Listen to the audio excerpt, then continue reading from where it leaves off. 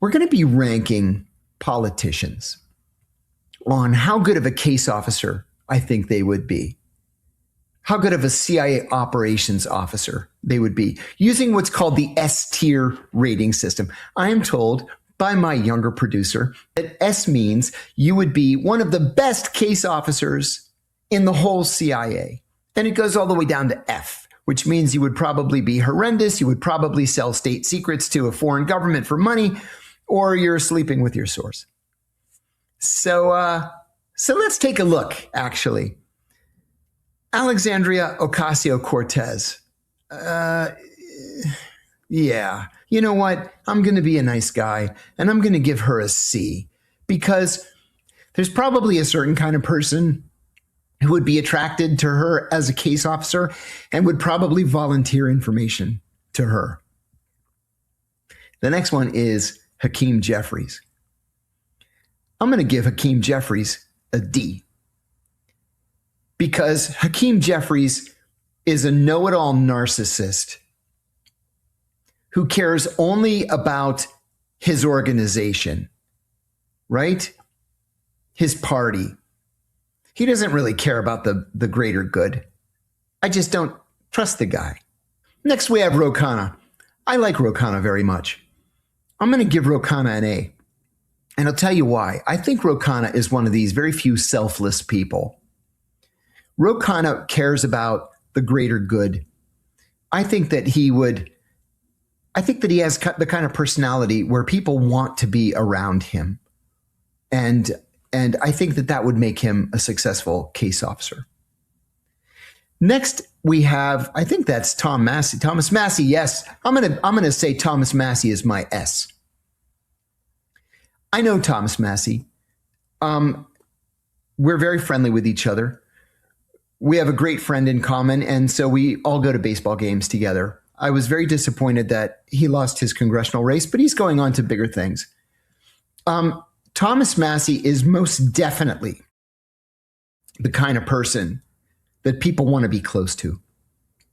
He attracts that kind of attention, positive attention. I think he'd be a successful case officer. Next, we have Matt Gaetz. You might remember Matt Gaetz is a former congressman from Florida. He was briefly named as Attorney General of the United States, but then dropped out when Republican senators said that they wouldn't support him. But Matt Gaetz is another one of those people that people like to be around. He's very personable.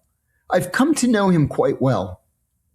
And I'm going to put him next to Ro Khanna as an A. I think he would be a good case officer. Listen. Next, we have Max Miller. Max Miller, of course, is a Republican congressman from Ohio. Max Miller has been credibly accused of beating his wife, scalding her with hot water, and breaking the collarbone of their 2-year-old daughter. That is not the kind of person you want at the CIA. There's an internal rule at the CIA that if you have been credibly accused of spousal abuse or domestic abuse, you may not carry a gun. And if you're overseas and you're not allowed to carry a gun, you're no good to the CIA. He gets an F. I don't even know if we have F on our chart. He's an F. Most definitely. Next, we have Mike Johnson. Mike Johnson is the Speaker of the House. People who know Mike Johnson say he's a lovely person as a human being. He's a terrible politician and arguably the weakest Speaker of the House in American history. The criticisms of Mike Johnson come mostly from Republican members of the House. And they say that his biggest negative is that he promises everything to everybody and then delivers on nothing. I'm going to put him at a D. He might be able to push some paper, but he would be a terrible case officer. Next, we have Jim Jordan. Jim Jordan is a powerful congressman from the state of Ohio. He's the chairman of I think it's the Judiciary Committee or the Homeland Security Committee in the House, something like one of the very big committees. I sort of have a love-hate thing going with Jim Jordan.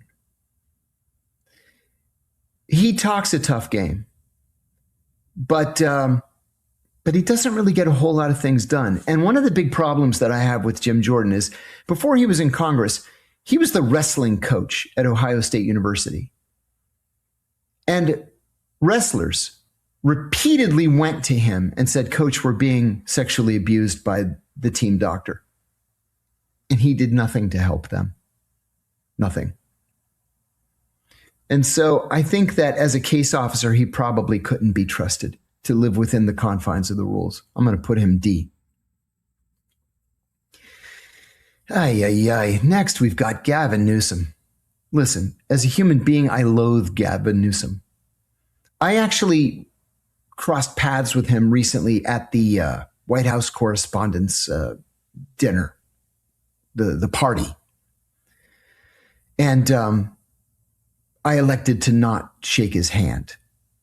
One of the reasons why I so loathe Gavin Newsom is that when he was the mayor of San Francisco and he was running for lieutenant governor of California, his best friend was running his campaign. And there was an incident where Newsom was supposed to appear at a debate and he said, I just can't do it. I'm swamped. Too much going on. Can you represent me at the debate? His best friend said, of course. He goes to represent Newsom at the debate. Newsom wasn't busy. Newsom was sleeping with his best friend's wife. And they got caught. And Newsom apologized to the people of California, not to his best friend for banging his wife and just upending a lifelong friendship. The wife resigned. She was working for Newsom too. They got divorced. But I don't know. The guy just has scumbag written all over him. I'm going to give him a D. Marjorie Taylor Greene. Marjorie Taylor Greene. I disagree with Marjorie Taylor Greene on 99% of the issues. I think she's not a serious person. I think that she has pulled down the level of debate on Capitol Hill. When she was on Capitol Hill, she's resigned effective January of this year. But the thing that bothers me the most about Marjorie Taylor Greene is I think she's just not very bright. I hate to say that. I think she's not very bright. And because of that, I don't think she could follow all the issues that a case officer needs to follow. And I'm going to put her in the D. Next, we have John Ossoff. John Ossoff is one of the senators from Georgia. Until about 6 months ago, I didn't really know a lot about John Ossoff. I've come to know a lot about John Ossoff, and I really like this guy.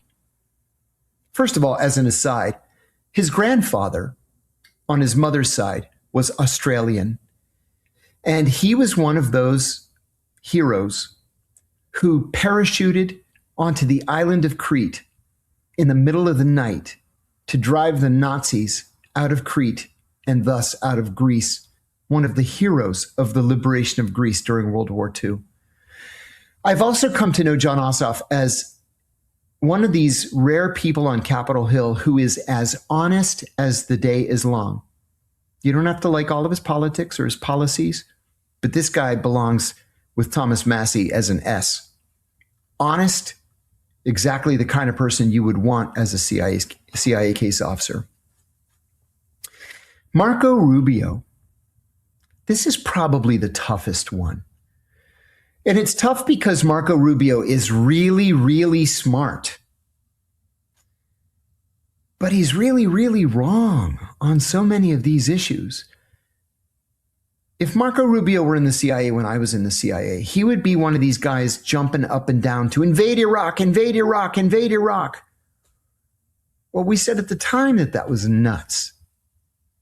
But the decision has been made and we invaded Iraq anyway. I fear that he would be one of those guys that would focus more on policy than on intelligence. I'm going to give him a C. And I'm giving him a C, that high of a grade, only because he's so bright. But I think he would be far better, in politics, let's say, than in intelligence. I don't know. Should I put him lower than AOC? Maybe I should bump AOC up to a B. I'm going to bump AOC up to a B because I think she's better than Rubio, and Rubio deserves a C. Nancy Pelosi.